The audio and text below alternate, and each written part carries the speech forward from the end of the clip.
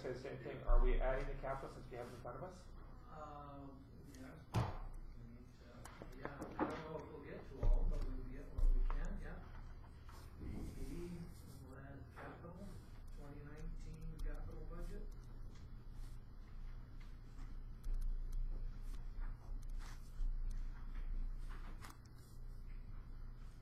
Okay. Got a motion with the amendment. Councillor Gilroy makes that motion. All those in favor?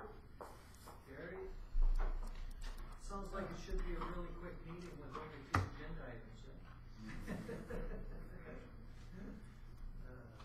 Okay. So, how do you want to run through this, Brian? I guess we'll open up for questions if anybody has any questions on the agenda or on the budget for 2019. We got lots of questions, yeah. We got David's questions, my questions. And I guess the other thing is, yeah, I guess as a council, we need to decide what we want to see as a end result in terms of increases or decreases, because we've never really had that discussion, so I don't know where we want to go with that or when, but we can start with questions and then we can have our discussion also on what we would like to see. This is being recorded, right? Okay. Yeah, sorry, I got that. I was looking at the phone microphone.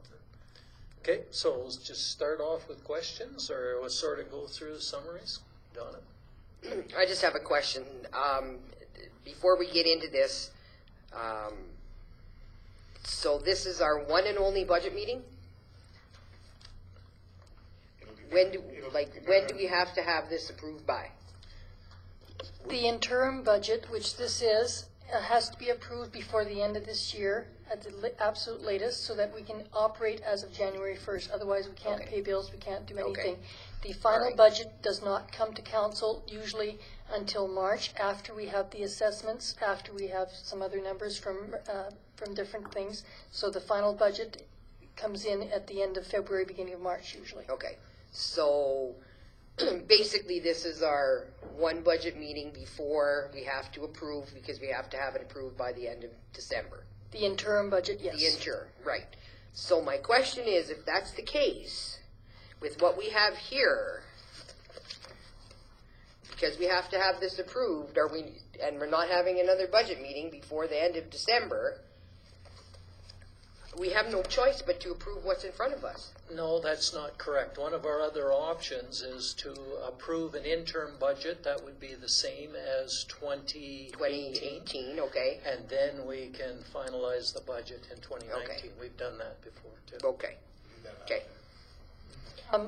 I don't recommend that though usually, because the fact that there's some numbers that are added that were not there the previous year, and if you do a copy of the previous year, then you wind up with things that are missed. For example, the province has started charging us, I know it's only $1,100, but it's a separate line item that has to be charged out for the DIPs, the designated industrial properties, and that was not in the 2018 budget because they decided that after the fact, so it is in the 2019 budget.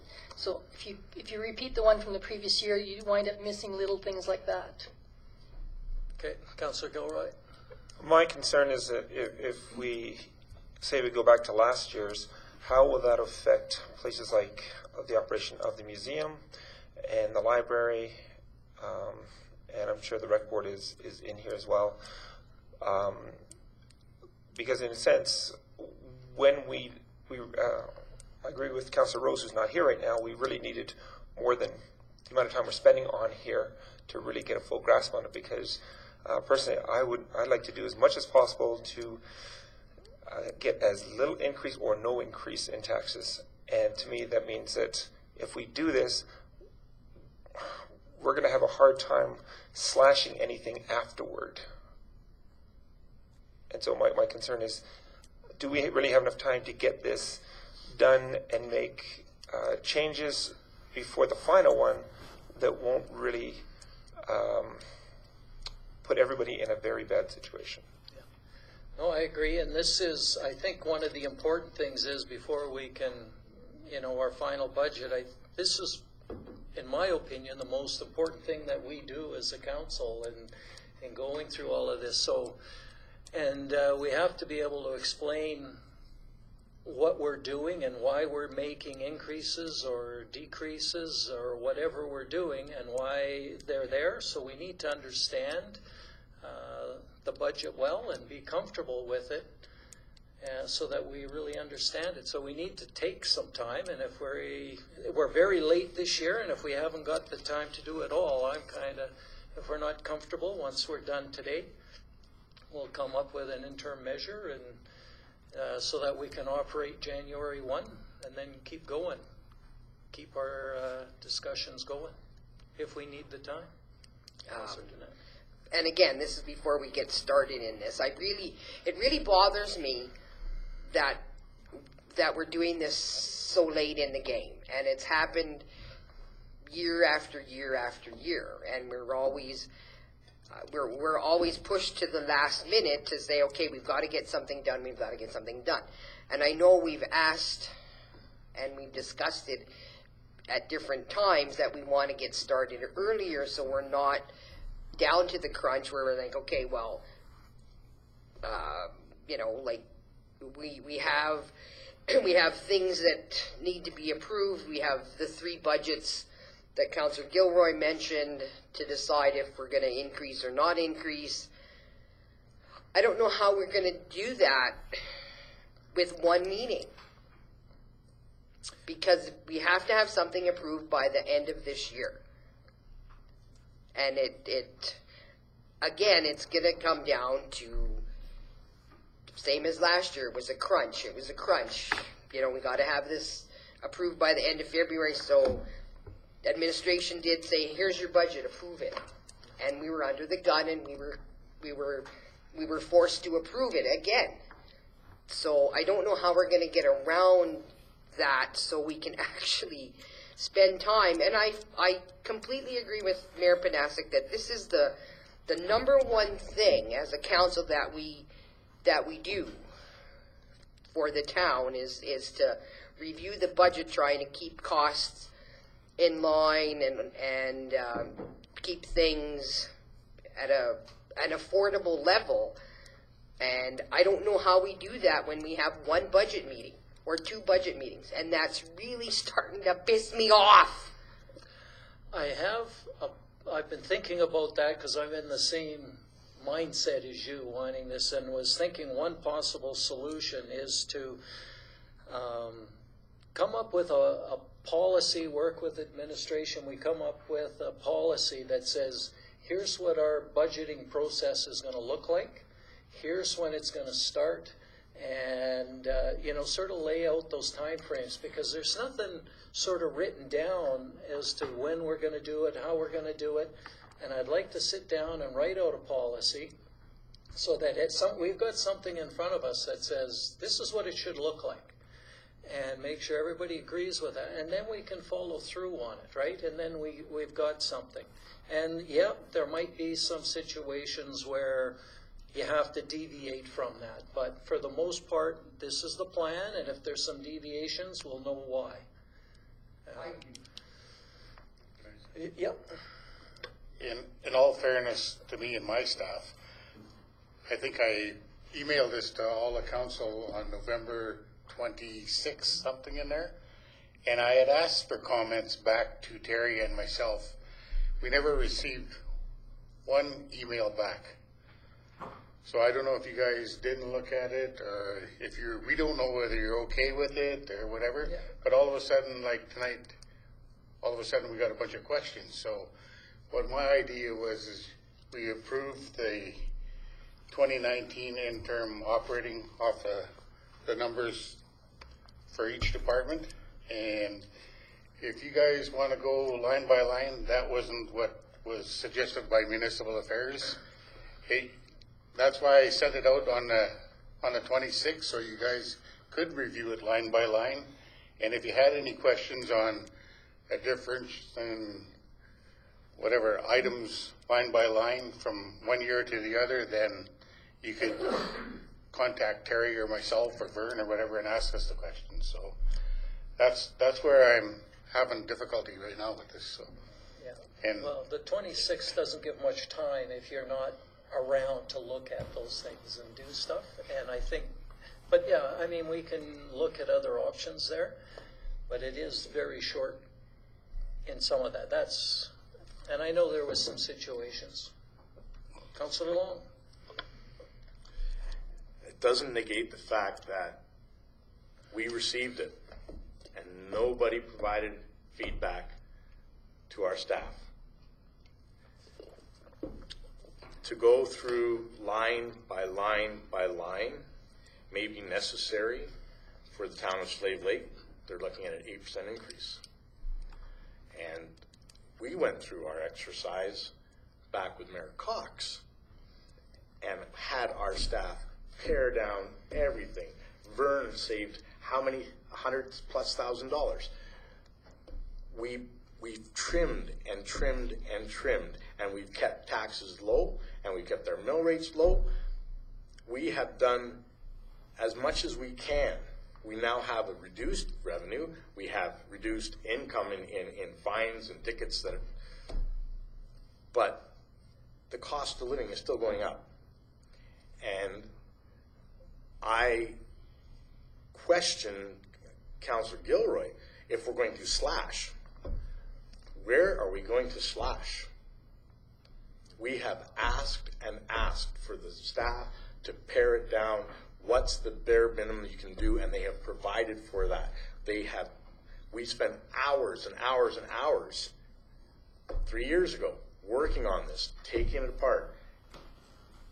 And as a result, taxes didn't go up. And in fact, some residential properties went down.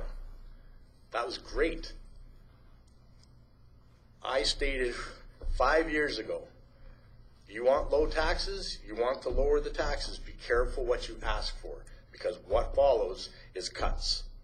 And what are you prepared to lose?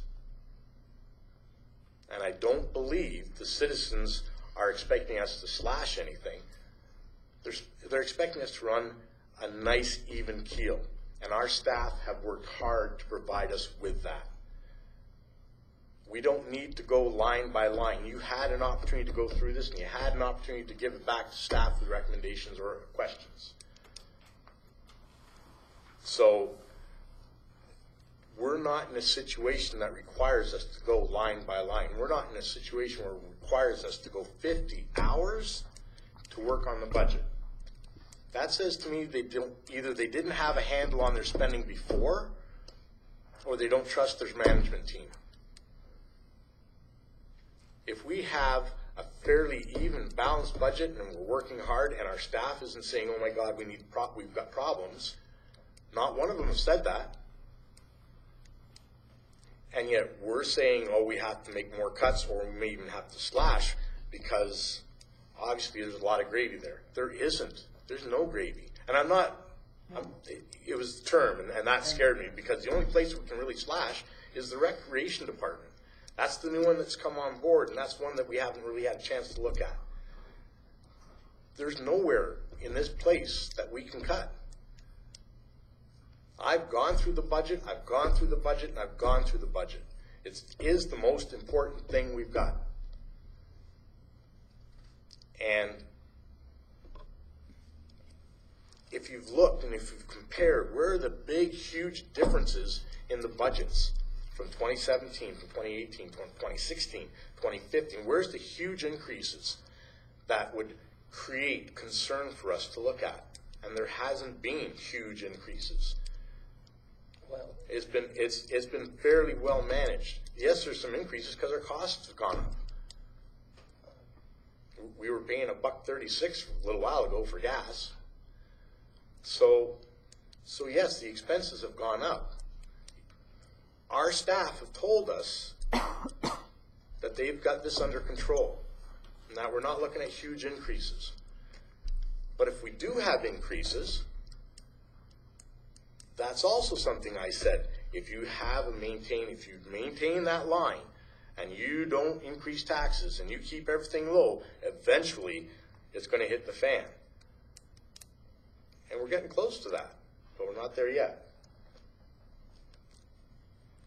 I think that we can do this calmly, and I think we can get it done rationally, and I think that we can do it if we have confidence and faith in our administrative staff, we can get this done. But I'm not prepared to go line by line. It's a waste of resources, a waste of taxpayers' dollars. We're not going to come up with the big savings that Slave Lake did, unless we look at the rec department, which has lost revenue in the amount of ice time. There's not as many people playing hockey. There's not as many teams out there. Going to make the cut? Who's going to make a cut? We're going to cut one ice surface. We're going to lay off some staff. Where's the slash going to come? Because that's where it goes. And if you can justify it, great. We don't need to do this. But if that's the way it's going, then I'm suggesting we look at the rec department, and that's not really the way to go. That's all I got to say for now. Councillor Gilroy. Actually, Councillor Long, you are correct. I used the wrong wording. Thank you. I meant adjustments, not slashing. The point was that I was trying to get across to everyone is if we are to make any sort of adjustments afterward, I want to be careful that it doesn't affect the operating, especially of the auxiliary ones, such as the museum, the library, the rec board, because there are certain things that they also need to have their numbers as soon as possible. So my concern was not, quote, as I said, it's adjusting and not slashing. There are probably areas that we can adjust and things that we will probably have to make some hard decisions on delaying maybe a few things here or there. But the bottom line here is, as Donna said, we need to be diligent in what we do. And just one more thing for our administration. They actually did have this, remember we had, though it was an oversight, we did have a meeting earlier planned, which would have given us plenty of time to go over this thing. So our administration has done a good job in preparing us for this. I think just moving ahead, like I don't see us going through the big item line by line, but I think we do need to go through and look at each of our departments line by line and just say, okay, we've got council, we've got administration, we've got RCMP, the summary document. We need to go through that. We need to have an understanding of why those numbers have changed. And one of the things that we did get when we went to those services, is, and I would have hoped we could have got that provided, is they did suggest that we should be getting a summary of why the numbers have changed, which we didn't get. So I want to bring that to the attention. It would have been nice to get, okay, council, we're dropping your budget by 10% because of this. Why is it down? Like, and I don't know. I can provide that as we go through, no problem. I know, but it would have been nice to have it ahead of time to say, you know, written down. And that was one of the recommendations too, is we should get that to saying, okay, here's the changes. This is why the changes are there. Instead of trying to get it and understand it all in the one meeting, right? And that's, moving forward, I would like to see a summary like that, just by department, what's changed and why. But with that in mind, let's get started on council, just that item. If you'd like, I'd like to start off. If you take the 2017 budget summary, the 2018 budget summary, and the 2019 budget summary, and hold them side by side like this, that'll give you the best recap of everything, and I'll be able to explain things quite easily. I have, what I did is I went through those and I sort of put them onto one sheet. It's not quite as in, I can share that if anybody wants it. It might be simpler. I don't know. If you look at council, it was up at 245 in 2017. It dropped down to 209 in 2018. Part of that was the $25,000 for the sesquicentennial. So that was a big portion of it that went down. This year, the reason it went down for 2019's budget, another 20,000, well, 19,000 approximately, is because of the seed cleaning plant. You guys have been giving a grant to them, and it ends this year in 2018, and so you no longer have that 20,000 or 19,000 necessary in your 2019 council budget. And that's why your budget has dropped. I have not dropped anything else because I had no idea what council wanted to add, subtract, whatever else. I left honorariums alone, I left travel alone, I left everything alone. It's just that 19,000 for the Sea Clean plant is why it went down between 18 and 19. Okay, thank you. That's good to understand the two differences, because when you look at from 2017 to 2019, it's I don't know, what is that, $65,000? It's a 23% decrease. 65,000. Where are you? Well, I'm just looking at the net operating budget. Like You're looking at the change over the 2 years. Yeah, Oh, okay. yeah. Over 2 years, it's a big change. Yeah. But like I said, none of it was anything to do with But it's the councils. seed cleaning plant and the sesquicentennial. We're the biggest portion of that, yes. Now, I know one thing, and I'm just going to put the bug in some people's ears because this might have an influence on budgets. I know some of the other councils have been talking about the fact that that tax loophole for councillors has been closed for our part of our honorarium. We used to get a tax break on it. We no longer get that tax break. So we are, as council, I'm going to say, further behind on where we were before. And what some of the councils are doing is they're increasing their things to make up for that tax difference. Yeah, they've changed their honorariums to make up for the fact that you don't get, they're now taxed, and so you can get your tax dollars back. And I don't know if we want to look at that, but it is something that I know other councils have been looking at, figuring out what they want to do. Do all the quote, volunteers who go to these, that we paid $100 to go to a meeting, are they taxed on that too? Like when we pay honorariums and when the auxiliaries pay honorariums, do the people who go volunteer for those have to pay tax on those honorariums as well? I think it'd be up to the individual to see if they declared it as income on their income tax. So if you choose not to, then don't get caught, I guess. It does go under payroll. So there would be something that would go to them then. They do get a T4 for every, if they get one, yeah. I believe so, yep. Okay, so they have to claim it, For or any well, they direct- don't have For to, any but direct yeah. town will know, I think, probably, right? Pardon me? That would be for any direct one, like, because we don't do payroll for every auxiliary, do we?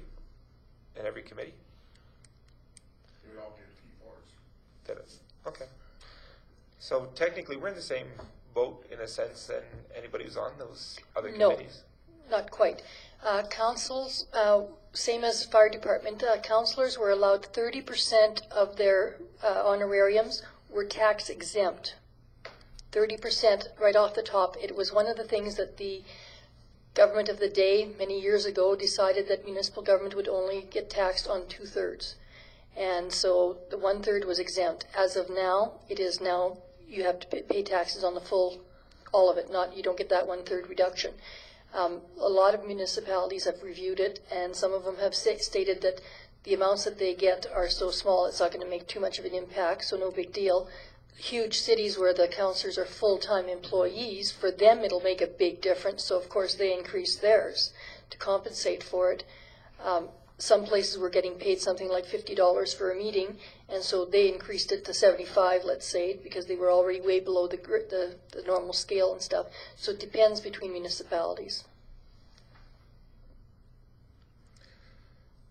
Okay, so I don't know what your guys' thoughts are on whether we want to address that or we're not worried about it at this point in time. I mean, it's, I don't, I can make a note, I can bring it to request for a decision at a future council meeting. okay. And maybe an idea of what dollar figures would be involved. Like I say, I don't know what it would be, but it was something that I know other councils have been talking about when I've been talking to them. Okay, any other questions on line regarding council? Okay, I'm assuming that, when I remember correctly, the council also includes, and I know it doesn't seem like a lot, but the amount that we use for sponsorship and things like that. What percentage do we actually spend every year? I know we don't spend it all. So is there any way we can? It depends on the year. Some years you've spent almost all of it, and some years you've spent 2/3. It fluctuates from year to year. It depends on how many people apply and ask for money. If it gets close, I'm going to suggest that we look back at that before we finalize everything, and maybe cut back on some of the sponsorships, since they're already asking the businesses for money. The businesses would then be paying twice because they pay their taxes to us. So I'd rather sponsor less if we're not hitting the threshold, and give the break to the taxpayers.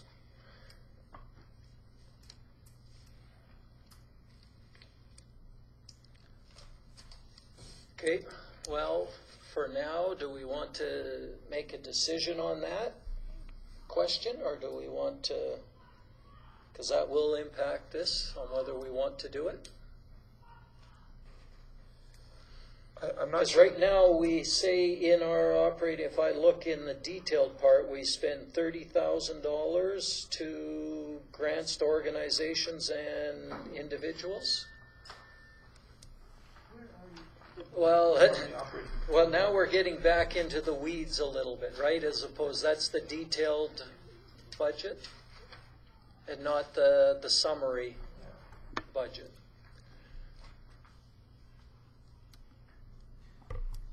I've lost you? Okay, I'll just show you what I was talking about. One is, like, this was the summary, but if you wanted to find out what the summary was, you can look here. And it's on page 5 Just at the end of the total. or 6, and here's Grants to Grants of 211,770. So right here. Geo number. So, Well, I had, I'm looking at 30,000 grants to individuals and non-government organizations. In 2018, we had 30,000. And in 2019 and 2020, it's still 30,000. Does that make sense? Yeah, now we're getting, okay. Again, that's, And you want us to decide tonight about cutting it? So you wanna cut $1,000 then, or? Oh, a couple more than that. That's my point is, we're tripping over pennies here right now. well, We got a lot of work ahead of us here tonight, so we gotta figure this out. I'm saying before we finalize it, that if we can get up to date on what we spent from our treasurer,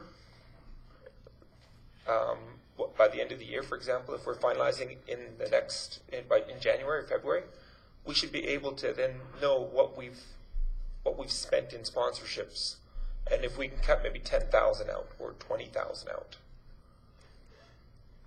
because that still is money that will go back to the taxpayer, or we can reallocate to some other project that really needs to be done that otherwise we can't do. okay, so we can put that down as another one of those agenda items that we'll relook at. And this one is sort of our council one, and we haven't really discussed it, so, if there was something else, but that's two areas we want to look at. The one is if we want to make a change due to that tax change, and number 2 is the sponsorship amount. Okay, Councilor Long? The other option is to pay the taxes and not worry about trying to build back how much we're losing by paying the taxes. I know I get in trouble because I don't mean to devalue the importance of what the work we do, and sometimes that's reflected when I talk about this, but it's a small amount. And to look at that issue, if we want to increase our wages, if we want to increase our stipend, if we want to increase our council payroll, it should be an election issue. It should be something that we bring forward. And everybody's afraid to do it. And everybody's afraid to say we've got to raise taxes too. It's coming. I would recommend that we just ignore it. We have to pay taxes on it now. We lose a little bit, and that's unfortunate. But if we're so concerned that we're going to start cutting from the 4-H club, or they're going to cut from here or from there,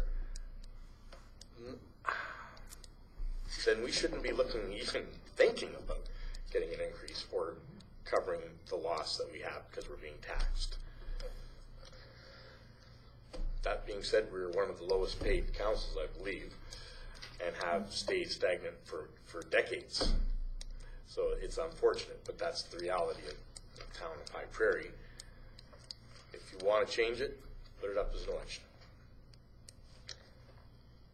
Okay, well, we'll leave those. We can bring them back. We can talk about it. I just brought it up. I know. Not because personally, for me, I'm in the same boat as you. I'm not worried about it, but I just thought I would bring it up because maybe some are and maybe some don't know about it.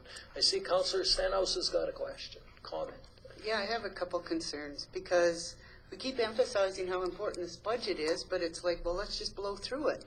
This is when the questions are asked. This is when we get the answers to this so that we can relay those answers. And you say taxes haven't been raised.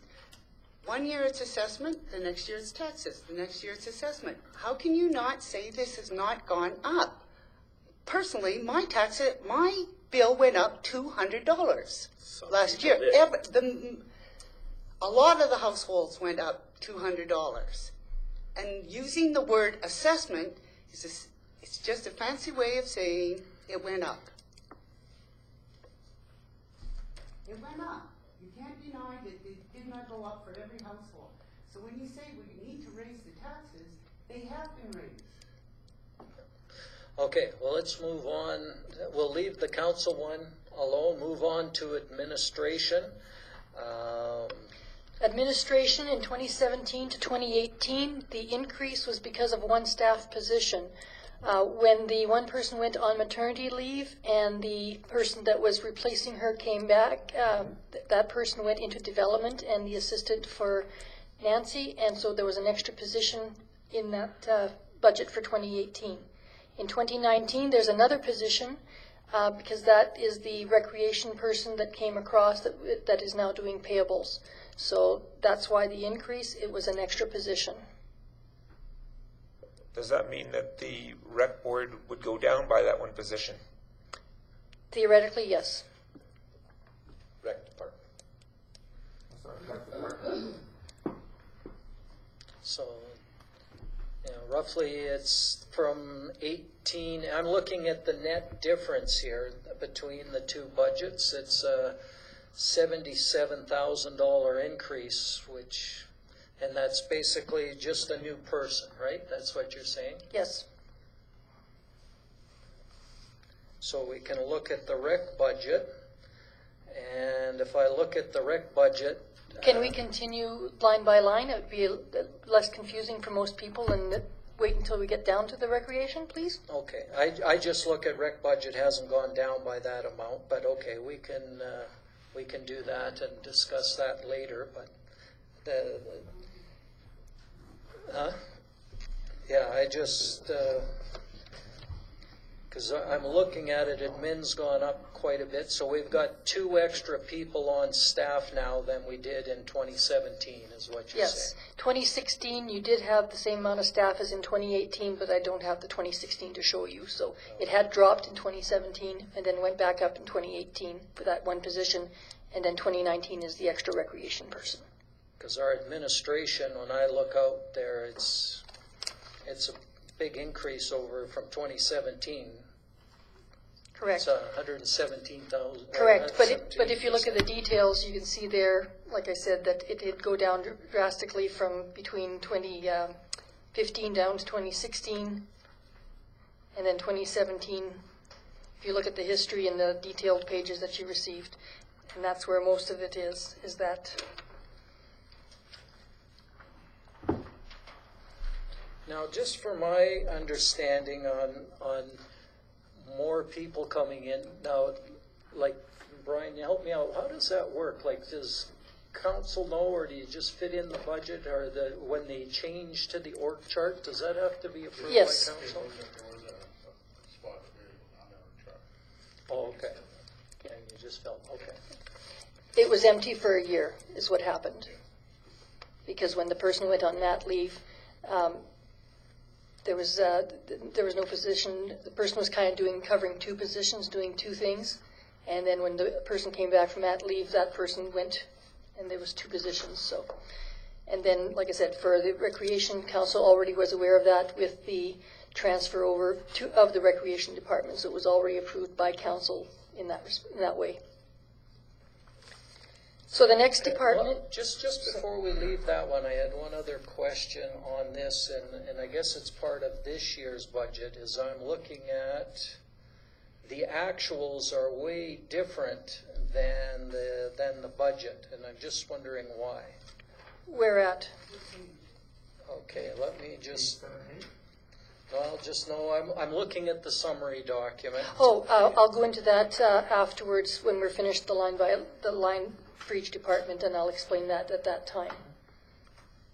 Like, you're not referring to the detail here No, for I'm not administration. No, Okay. I'm looking at the summary document Yeah. in administration, which I'm just trying to, I made a little note to say, why is there such a difference with the actuals, and I'm trying to figure this out.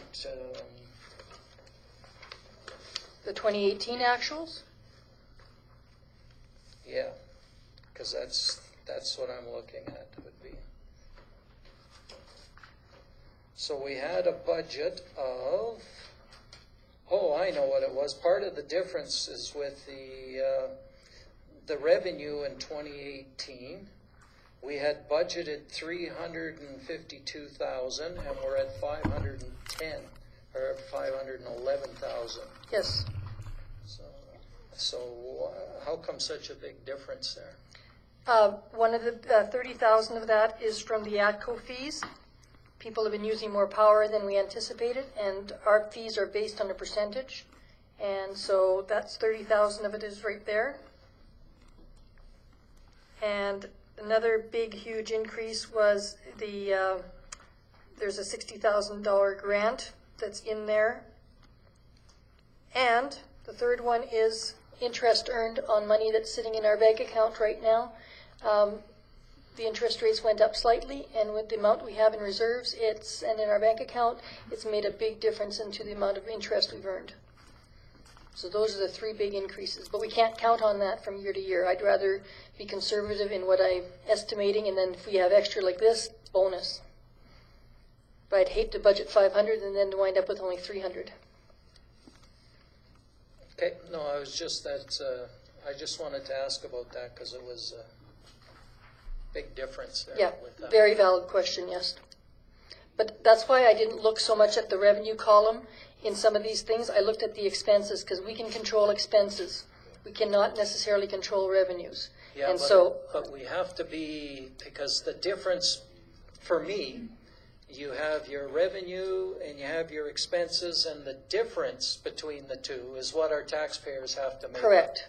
So if this is dropping and our expenses stay the same, our taxes are going up. So we need to make sure that if our revenues are dropping, that maybe we got to bring our expenses down too, so that we don't have a big jump if that's the same. That's what I'm getting at. Yes. At the end of the day, Theoretically, yes. that but difference is what we got to yes, work on. theoretically, yes. But as I said, we can control expenses. We can't control some of the revenues. That's totally out of our hands as administration. Council can control some of the revenues. Yes. And that's what we need to deal Yes. with, right? And that's part of it. And that's one of the things about being late, to, if we want to make changes to water rates or we want to make changes to sewer rates, this is very late in the game to do this, and we should have been, you know, if you got to advertise for the 2 or 3 months before you make those changes. So That's why every month when I present the financials and stuff, at that point in time, if we were short, I would have mentioned it to council. And the only thing I've mentioned to my CAO so far this year, and that's something that just came up, was the garbage. Because of the increased fees, we may have to increase the garbage rates. And that was the only thing I brought up to my CAO. So, and that was just recently, just within the past week. So. Yeah. Well, I think there's another thing there as a council, and we're sort of jumping ahead, but we've said that we wanted to make the utilities cost recovery, Yes. and that includes some of those other fees, and we're not there yet. So that's something else that we should be considering in this budget, is maybe we're looking at some increases in our utilities, because that's a place where we can, I guess, get some revenue from those people that don't pay taxes also. It sort of evens the field out a little bit, you know, like those churches. So, Oh, okay. Personally, I think the higher places of education that actually, I think they should be paying more money. Yeah, And the old hospital land should be taxed as well, since it's not being used for what its intended purpose is. It's just sitting there. So okay. maybe we should put that on the agenda. so Any other things on administration before we move on? No, I'm good.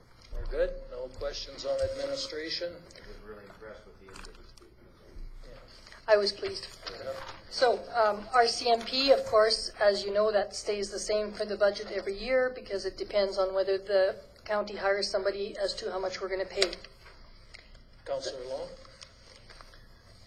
I stated over and over and over again, and I still state it, and I stated it to them at every AUMA, that this $100,000 for enhanced policing is nothing more than downloading responsibilities from the federal government from the province onto the town.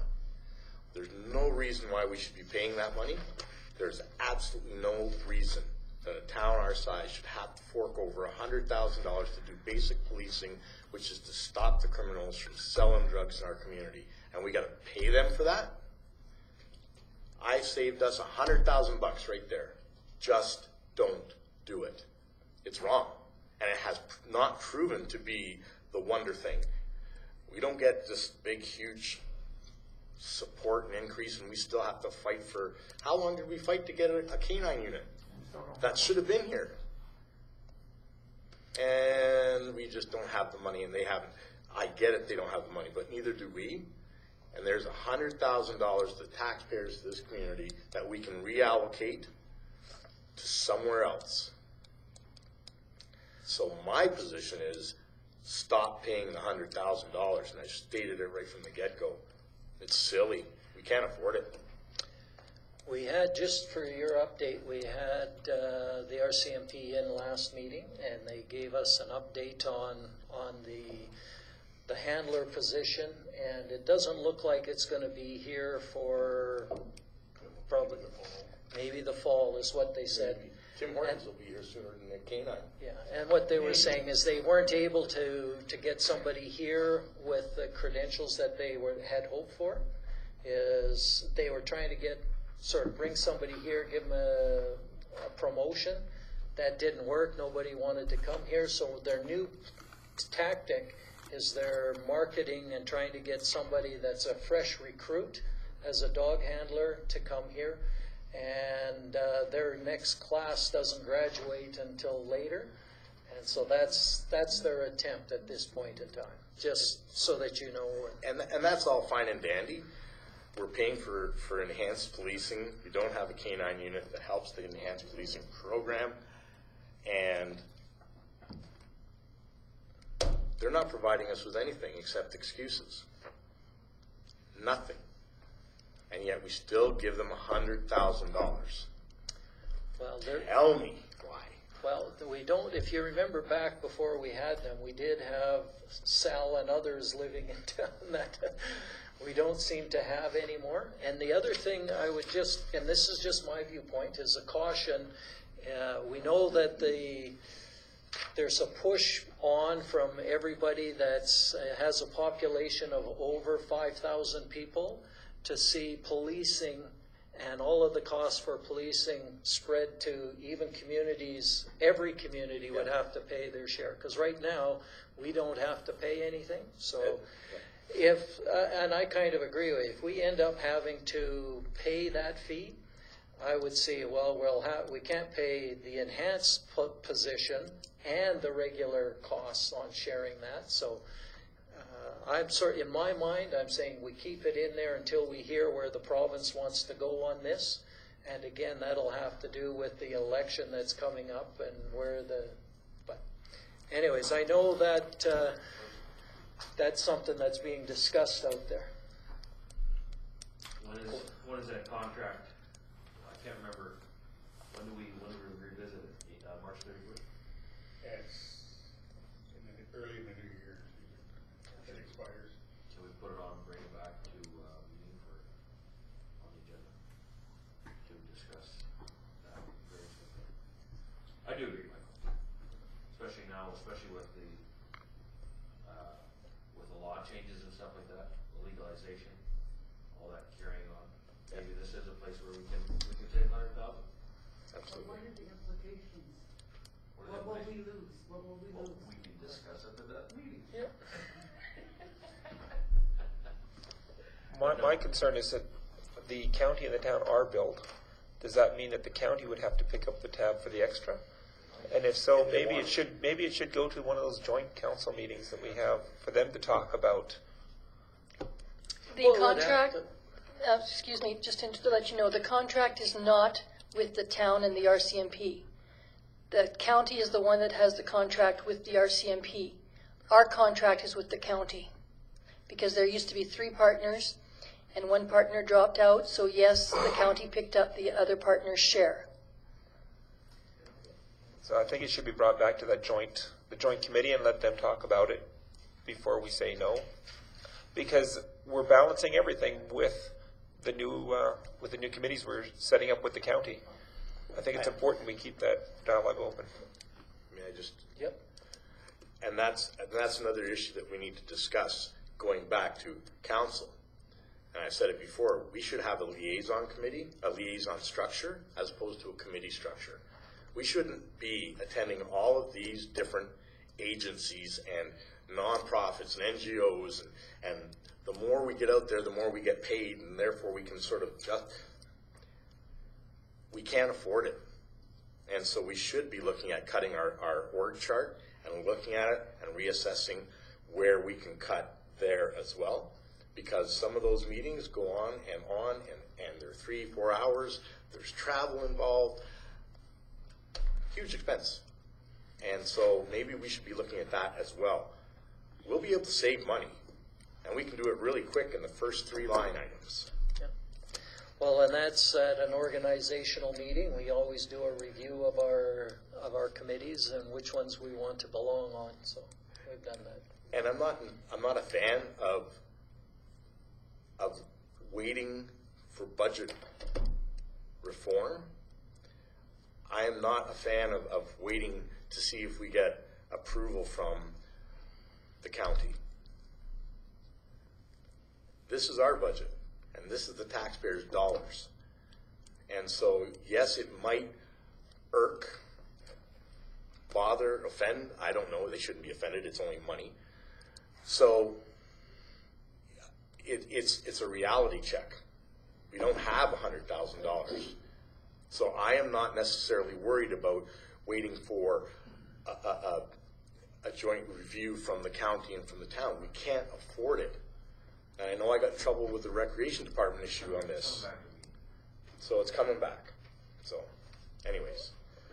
My concern more is that if they have to swallow the $100,000, then any extra money they give us for infrastructure may go down by $100,000. But maybe they'll see. But I agree with Michael. I agree with you, Councillor Long.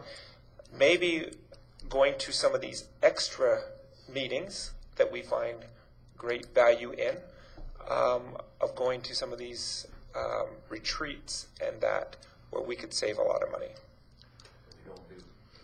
Yeah, like being on retreats. Yeah. So, but I'm thinking of the ones where we're on committees and they suggest that we go to their annual exactly, meeting yeah. in Banff or Jasper or stuff like that, where it is a bit more money. Yeah, there's lots of ways we can save it. And we're looking, what we're looking at there and all of those items that you guys are talking about is line item number 1, our council budget. That's right. I mean, we The can, money we saved. Yeah, don't That's- wanna have that. we can look at some of those. But I don't disagree.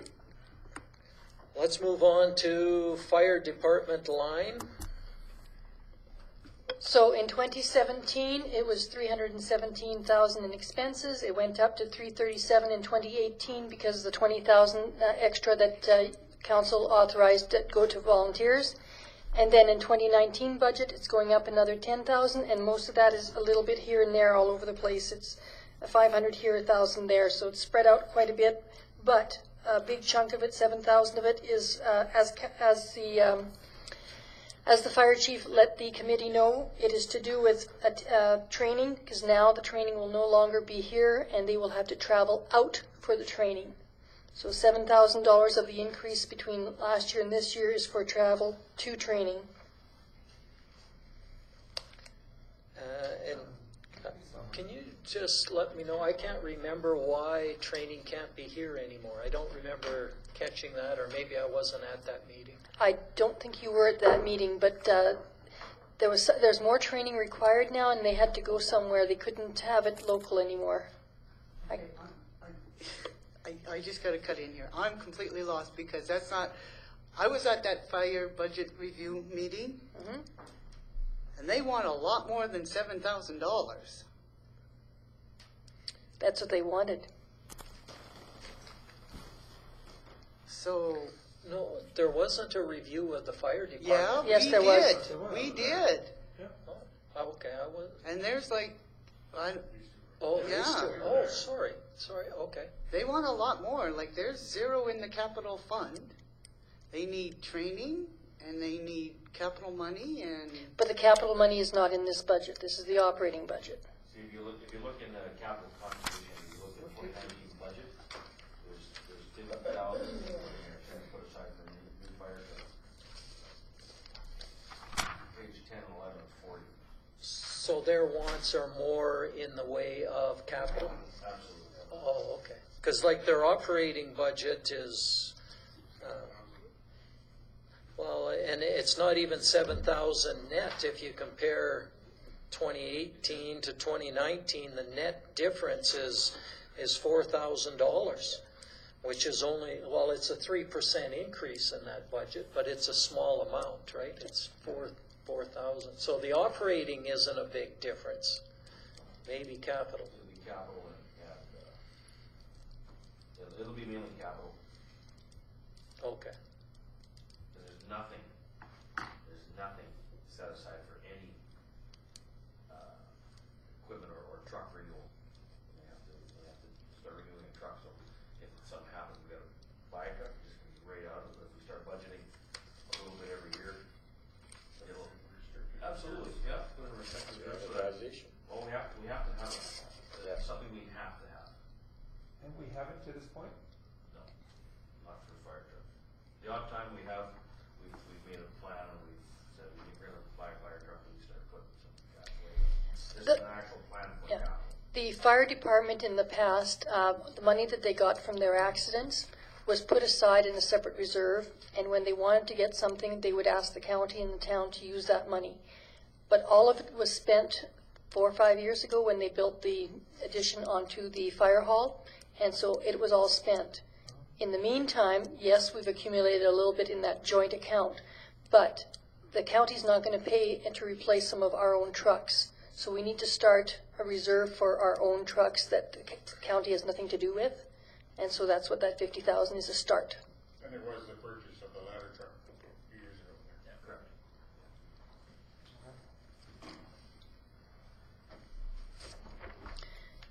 So if there's no other questions for fire department, Just, you talked about 50,000. Where do you see the 50,000? I'm not- page 11 of the details.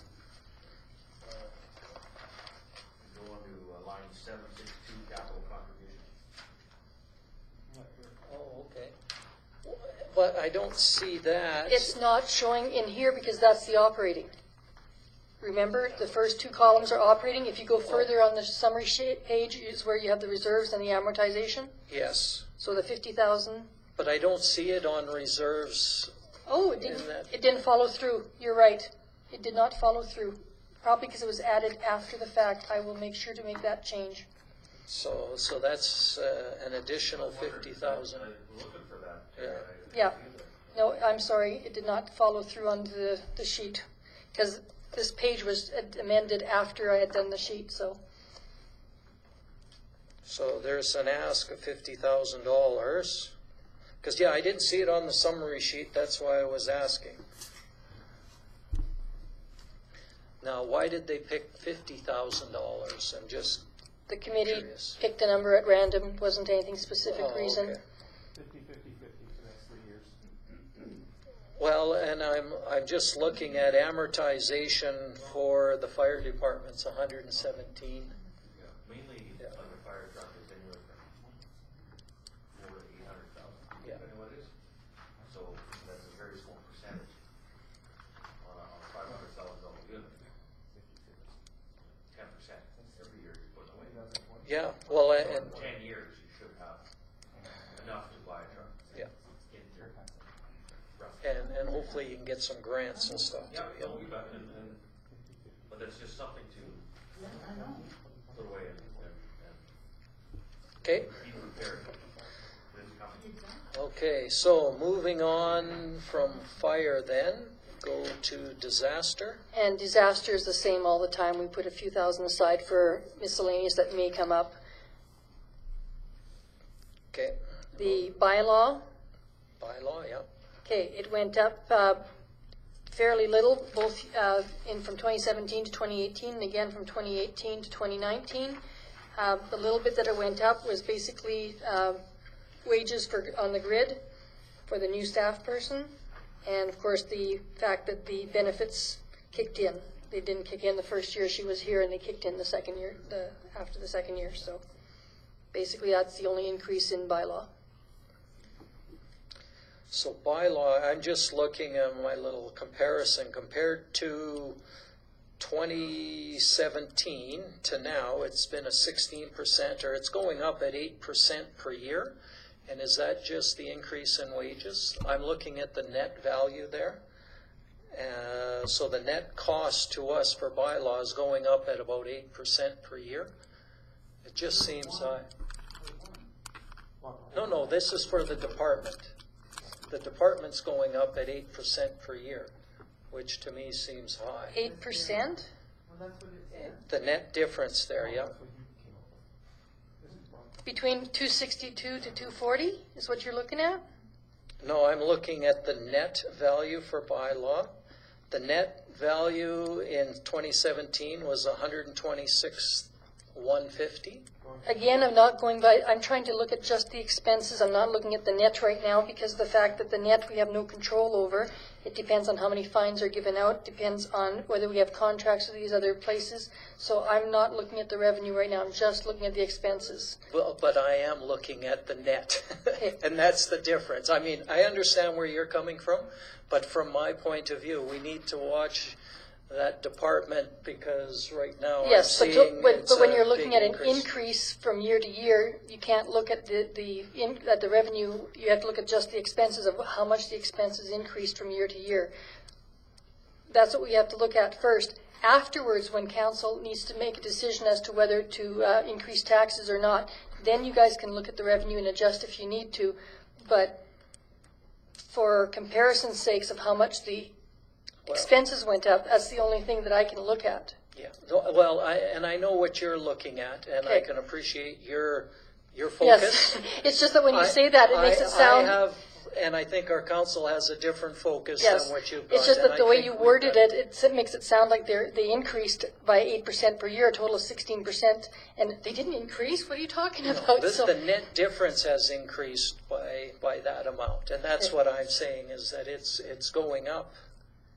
And I mean, our revenues are dropping a little bit, but our wages are going up too. So, and So that's what I was getting at. Councillor Long? So when we talk about revenue and bylaw, I mean, we can have a policy or a statement or a request to our CAO to see if they can increase ticket fines and revenue from fines 250%. Pass that recommendation or that suggestion back to the CAO and say, tell them that we need to have a 250% increase in fines. We need to have traffic cameras to increase so we get fines. We get more money and revenue coming in. We can't get cameras, you know that. I know that. But those are some of the things, when we look at it, it's a quality of life issue. And the presence of having 2 officers in town far surpasses. I would say we would have far more graffiti, we'd have a lot more vandalism going on. And so if we look at the revenue and start judging that based on, well, we've had an increase in wages and an increase in this and in COLA and this and that, but our revenues have gone down. But what's happened in town? Has crime decreased? Has it increased? Those are things that we need to look at. And if we start trying to compare revenue, it concerns me because the only thing that we're telling our bylaw officers, if you want revenue, is get those tickets out there. And then you can take the telephone calls because I don't want them. I'm not looking just at revenue. I'm looking at the net difference. I'm looking at the cost to our ratepayers and how much do they want to pay extra each year for that service. And if it's costing 8% a year, at some point I'm going to think that, that's what I'm getting at. And I'm not just looking at that. I want to look at the whole picture and say, this is going up. This department is going up. Is this where we want it to go up, or is there ways to bring it down? And bringing it down can be increasing the income. Maybe we want to increase our rates on our contracts. That's an option. I mean, there's other ways of bringing this up. We don't want to just pigeonhole ourselves to saying one way or another. In order for that department to increase any kind of revenue that would satisfy that 8% increase, if you're going to look at it that way, the only way they can do it is by increasing revenue, getting right. Tickets. Oh, there's probably There's some very little decreases. they can do. Yeah. And so I would say you're better off to look at shutting down one of the arenas, shutting down the rink, increasing fees. That's how you're going to get revenue. Well, Maybe not. That's your opinion. That I know. Go ahead. Okay, if you want to be accurate in your comparison, you have to take 13,000 off of the revenue of 2017 because that was a grant for a specific item that we had, and so it does not count as revenue. So you'll have to take that 13,000 off of 2017 so you have a better comparison.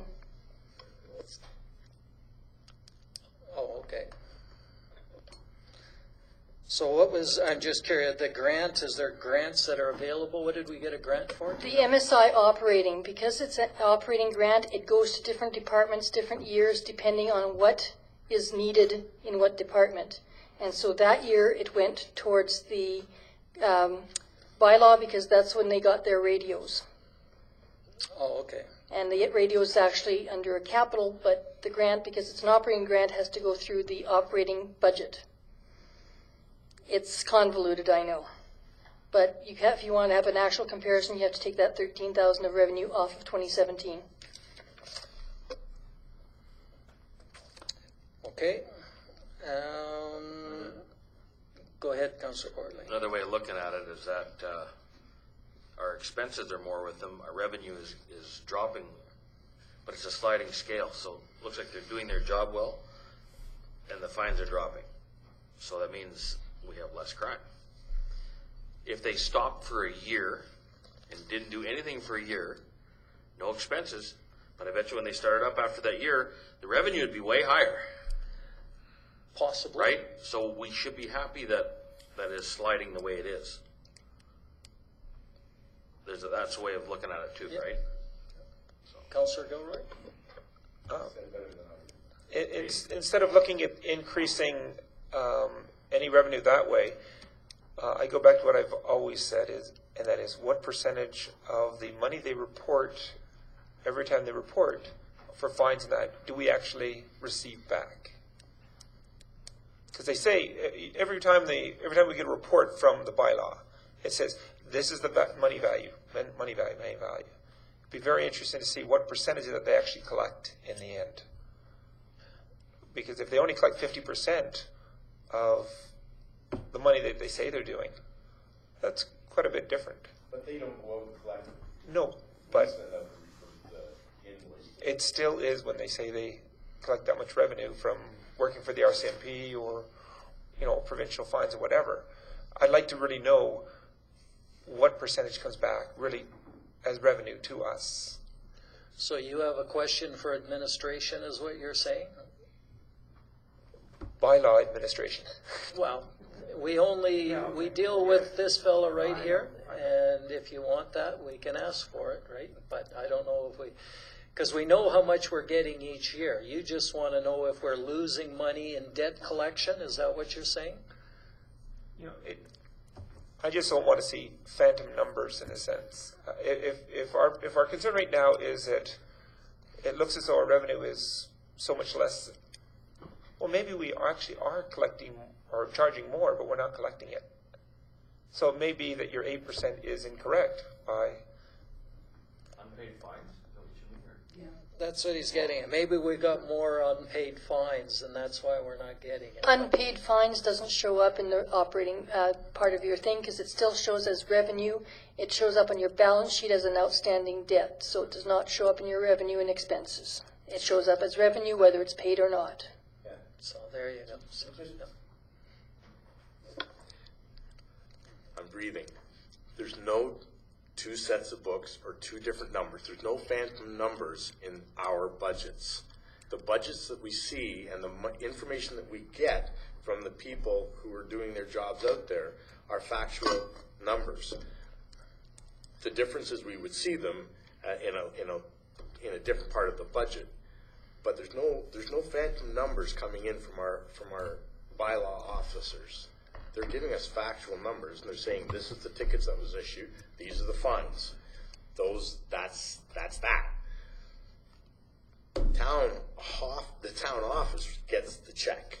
They don't know if it's been paid or not paid unless they have to go after the person for delinquency or whatever the case may be. I don't know. But they don't know that. This is the fine. That's the budget. That's the actual that they give us in their report.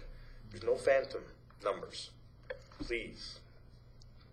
Once again, I don't want Chris to have a whole pile to There- write about phantom numbers in the No, budget. the idea is what percentage of it is actually collectible.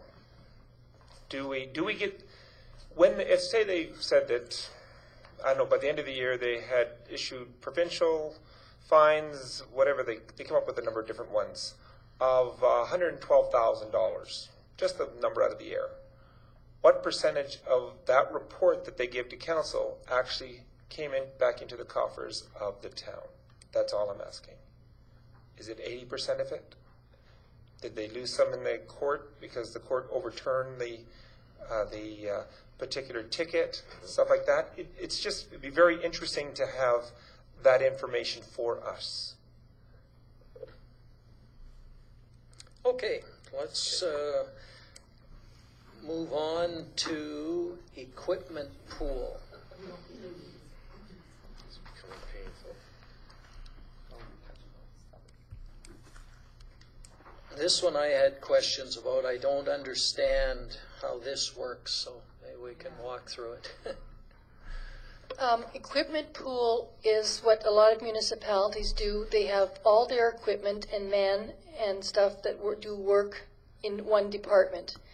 Then that department gets allocated out to the other departments as per their usage. At the end of the year, it's supposed to be a zero balance.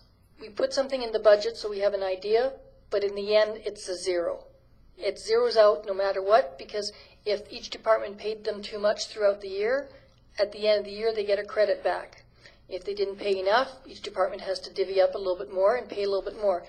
This department zeroes out at the end of the year. It's a zero in and out. Okay, but then my question then is, I'm looking at the net in our budget summaries, and it shows there, it's 189, well, let me look at the 2019 budget, so we're looking at the same one. But it shows 114,900. It doesn't show a zero in and out. It's showing that this is a profit of 114,900. Some of it shows up as a profit because it winds up being used for amortization for the equipment. Well, we have reserves of 140. So Yes. where does, this is showing money coming into the department, and that's not amortization. It's expenses. There's a But it's not in brackets. That's Yeah. that's showing up. This is money coming into our budget at 114.9.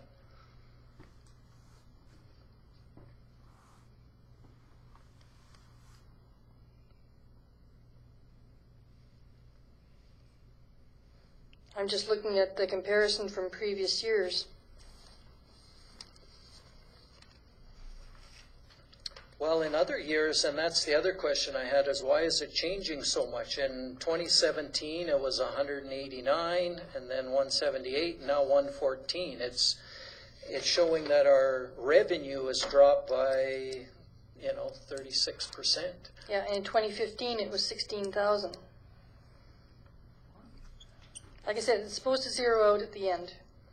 So there's something not right there then. Is this an extra, because this is showing we have $114,000 From the other income. departments.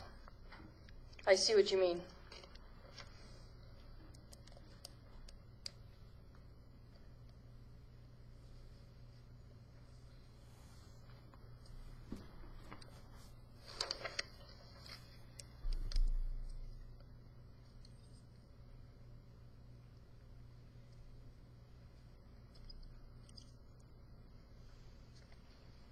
I can rework it. Well, I'm just trying to understand. I don't understand how this can show as a profit to our town of that much money. But it's not really a profit because it's offset by the other departments. So this is an expense from the other departments? Is that what you're It's saying? billed out to the other departments. Okay, so if I'm understanding, let me run this by you to see if I understand what you're saying. It's 114.9. It's showing as income because that's money coming from the other departments that's getting put into it. Yes. So at the end of the year, I will refund that $114,000 if it's still outstanding, if it's still there. It'll get reimbursed back to the departments. And that's what happened last year. Well, no, the departments have to pay for that amount to make it balance, right? To have money coming in. Yes, but it's supposed to wind up as a zero at the end. Okay, we see that's to me, and again, I don't know if I understand it right, is you've got no revenue coming in, but you've got the expenses at 189. The highlighted line of 261 that says interdepartmental charges is revenue. The highlighted line of, what are you looking at there? 261 under the expenses, 261. No, not this one. Oh, I'm just looking at the summary Okay. document. So that's, okay, I gotta be. Highlight that right in the middle.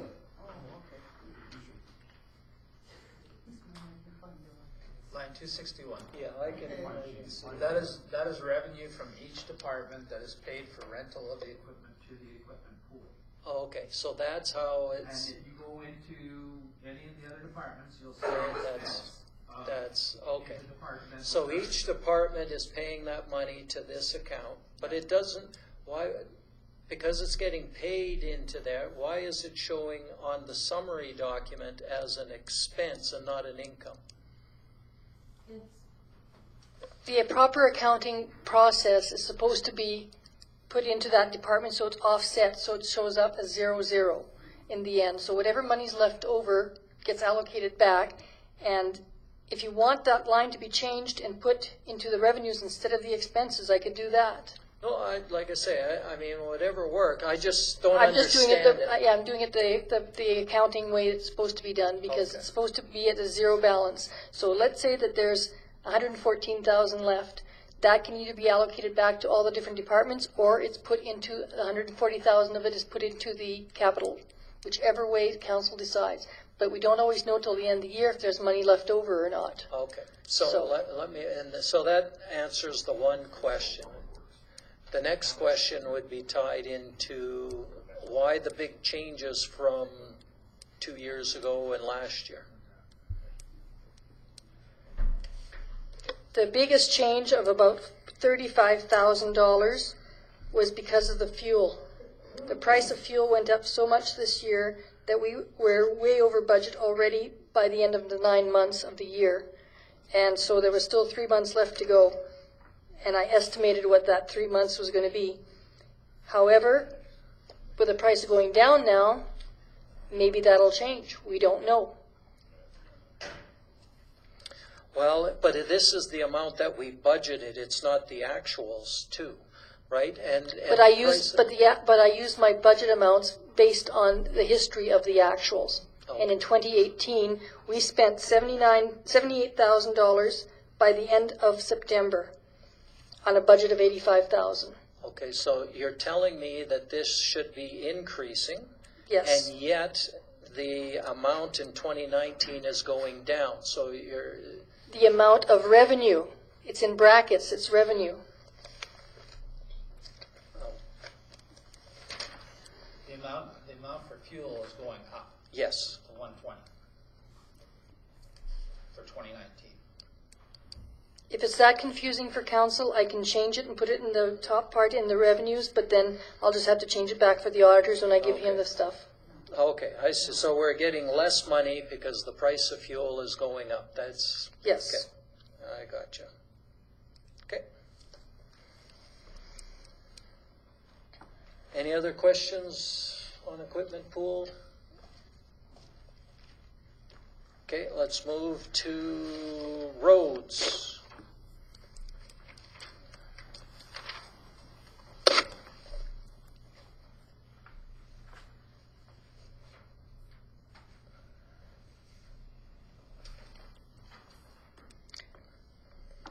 Roads stayed the same in the budget from 2017 to 2018.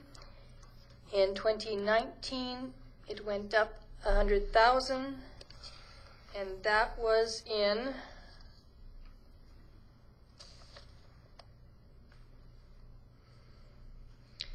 part of it was in wages, because as you know, in 2018 is when we had the extra person that became full-time Public Works supervisor, and so there had been a position that had been left open, that had not been filled, that had been vacant for a year, and so that position was filled in 2018.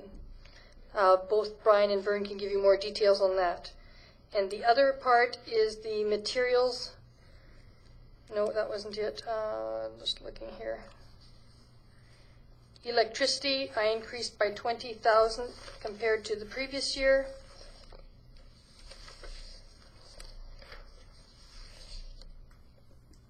And basically, it was mostly that one position.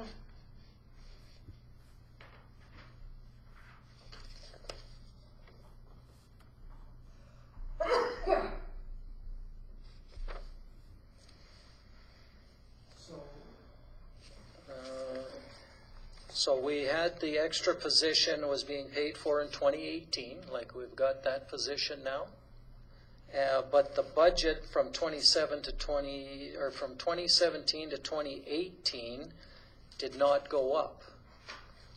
And I thought we had that position was always budgeted for, we just never filled it, and that's right. But so why is it gone up now? Because that position was always budgeted for. But And- you're looking at the actuals from 2017 to 2018, right? The actual of 2017 was not the full amount. Doesn't show what that budget was for 2017. That was the actual amount spent. Budgeted for, was my salary in there, but this is the actual what we did spend. I'm just looking at the summary document for that, and I'm trying to follow this through. And then the actual. Is, we've had that same position budgeted for every year. And maybe there's a big change in the actuals of 2017. Is that what you're saying? The actual of 2017 was only 47,000 that was spent in that position. So I'm working off we should be working off the same sheet, I guess. Yeah. And then I took over here, that's why it's up. So, And then a portion of his salary would have been allocated in here. And then it would have been budgeted with my full salary in there, but these are the actuals. Okay, so what was the actual amount? I'm not looking at one particular line. I just look at the end result of the summary document. And when I look at the summary, I see, okay, in 2017, the actuals, equipment, pool, we ended up with, our public works, we had a net of 1,077,000. In 2018, Wasn't budgeted in 2018. it's 1.2. Oh no, that's That extra position was not budgeted in 2018. 2018. 1.2. That was the equipment operator position, Mike's position. So, I mean, even with the anticipated amount in 20, like what you're saying, the end result of the summary in 2018 is the net amount is a deficit of 1.275 million, which is very close to what was budgeted, but we've got an increase there up to 1.341. So that's what I'm trying to wrap my head around.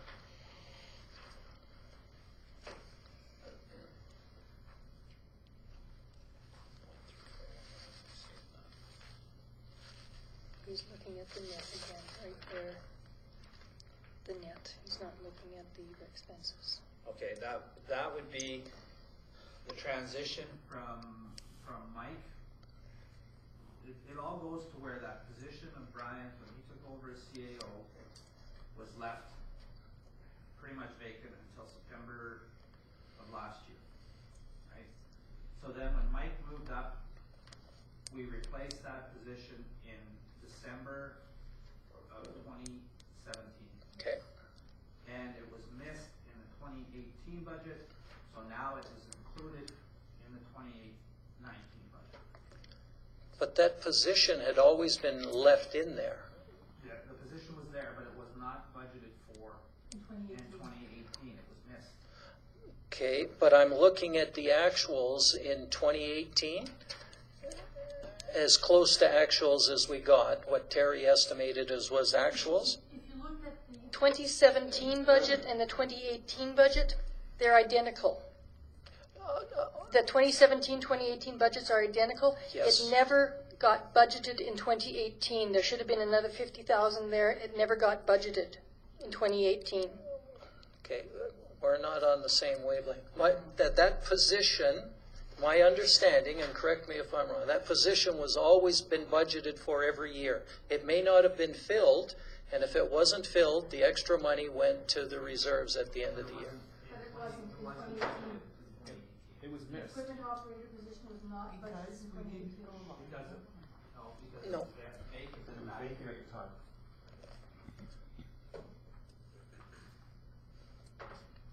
I'm not following. yeah, you too? I'm missing something there. I'm not. Not as you. Like, in my understanding is when Brian came up, that position, his position, we kept budgeting for it every year. And It was in 2016 and it was in 2017, and in 2018 it got missed. The equipment operator position, not Brian. Yeah, the equipment operator position. okay, so you're saying that there was a position that we didn't budget for in 2017. 2018. Okay, but that's not a new position. No. No. That was- It's always part of the workshop. It was always part, Yeah. but it didn't, okay, but at the end of the day, last year, when we look at the actuals for this year, even though that position wasn't budgeted for, the amount for roads, the difference, the net is going to be 1.275, the actual. So why are we needing more money even though we know that position's been paid for this year? And if you look at the fuel increase, is $40-some thousand from 2017 to from 2018 to 2019 for fuel. We increased our tire line expense because we went over budget in tires. We got hit with tires for the grader. And we're gonna get hit for different tires for recertification of tandem, so that line increased as well. And Terry just mentioned electricity. 20,000 electricity. So what you're saying is that this increase is $40,000 for fuel? 40 with the No, that's. 35,000. Mm-hmm. Oh, sorry. No, I'm not, sorry, I'm not there. I'm doing equipment. Sorry, I'm out. Okay, if you look at the 2017 budget summary. Okay. Expenses were 1274, 750. Now you're looking at actuals? No, I'm looking at the budget. Okay. Okay, 1274, 750. In 2018, it was 1273, 050. There was no change. There should have been an increase of about 40,000 there that was not in here. And that would have been the increases for everybody's wages, would have been for that extra position that was not budgeted for, etc. It's missing. Okay. Then if you add that, then it's not as big of a jump from the 2018 to 2019. It just looks bad because it got missed in 2018. Okay, but my question is going back to 2018, we're very close to the budgeted amount of 1.213, even though, But we don't know for sure because this is just, like, if you look at that one column, it's anticipated. We don't yes. know. We don't know until the end of the year. But I mean, that's what we've got to use, is what we've got here, right, as the best estimate. And that's going to be, I don't imagine that should be too far off. It's not going to be $100,000 off. So I guess I'm saying you got $100,000 jump from this year compared to last year's, or this year, what we've actually spent. So why is that much of a jump in 1 year? And from an actual in 28.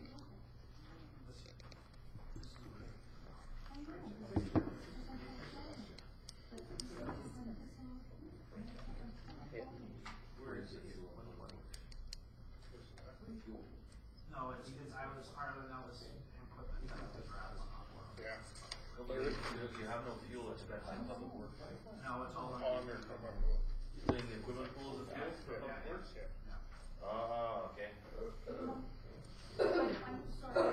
I'm lost as to where you're saying that we're going to be on budget. Okay. Where are you Well, looking at? Let's take a little break, and then I'll show you what I'm talking about, and then we'll come back and go from there. Okay. Okay.